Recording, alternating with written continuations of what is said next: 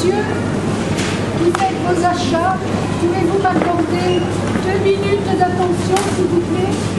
Il s'agit d'un sujet très important. De vos choix et de vos achats dépend la vie de milliers de femmes, d'hommes et d'enfants qui sont aujourd'hui privés de liberté, privés de leur terre, de leur travail, de leur sécurité et qui nous appellent au secours.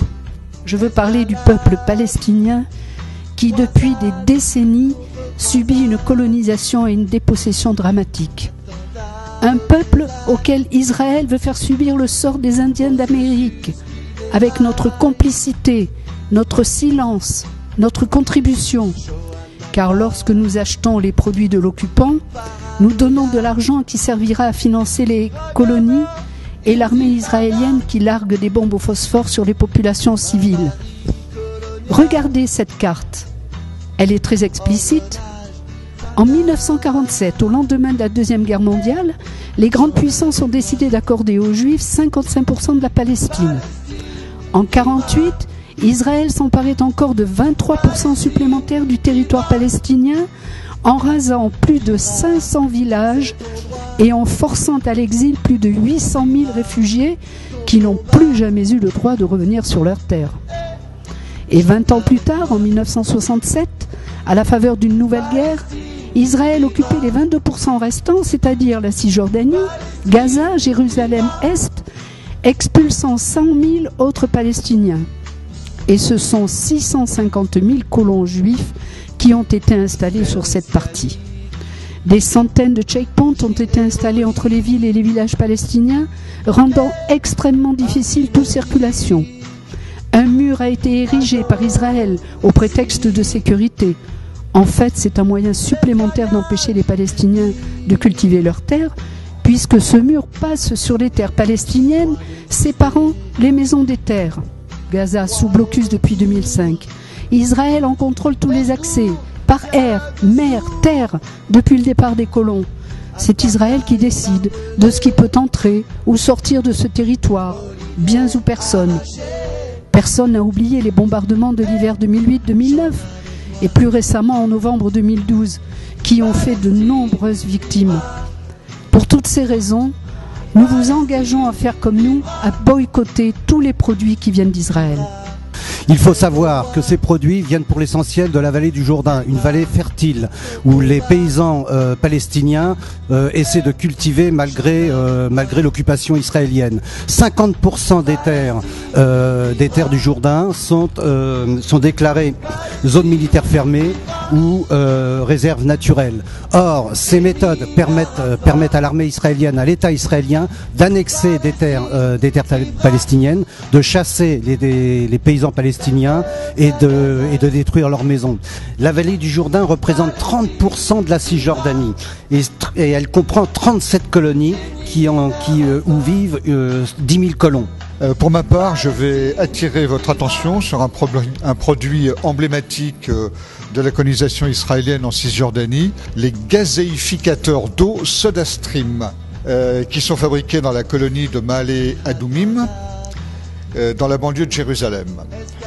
Ces gazéificateurs sont en vente dans ce magasin et c'est un peu la raison de mon intervention. La colonie de Ma'ale Adoumim, qui compte maintenant 40 000 habitants, fait partie des projets majeurs d'extension de Jérusalem au détriment des populations palestiniennes. Les colonisateurs y sont tellement certains de leur impunité que vous pouvez trouver sur Internet de très belles villas de 150 mètres carrés pour la modeste somme de 520 000 $. Bien entendu, si vous êtes palestinien et que vous disposez de cette somme, vous ne pourrez pas habiter à Ma'ale Adoumim. Vous pouvez bien l'imaginer. C'est donc dans ce petit paradis régi par la loi de l'occupation militaire qu'est installée l'usine SodaStream. Et ce pour deux bonnes raisons. Tout d'abord un régime d'incitation fiscale qui est très intéressant et ensuite la disponibilité d'une main-d'œuvre palestinienne réduite à un état de quasi-servitude. L'implantation de cette usine viole aussi le droit international et notamment la 4e Convention de Genève qui interdit l'exploitation économique des territoires occupés. Les produits SodaStream violent également les législations européennes et françaises, puisqu'ils sont déclarés Made in Israel, afin de bénéficier d'un régime douanier favorable. Or, la réglementation européenne est très claire. Des produits fabriqués dans des colonies ne peuvent pas être assimilés à des produits israéliens. Il y a donc une fraude fiscale et il y a également une tromperie. Et plusieurs procès sont également engagés en France pour obliger l'importateur des produits SodaStream à respecter la loi et à modifier les indications portées sur ces emballages.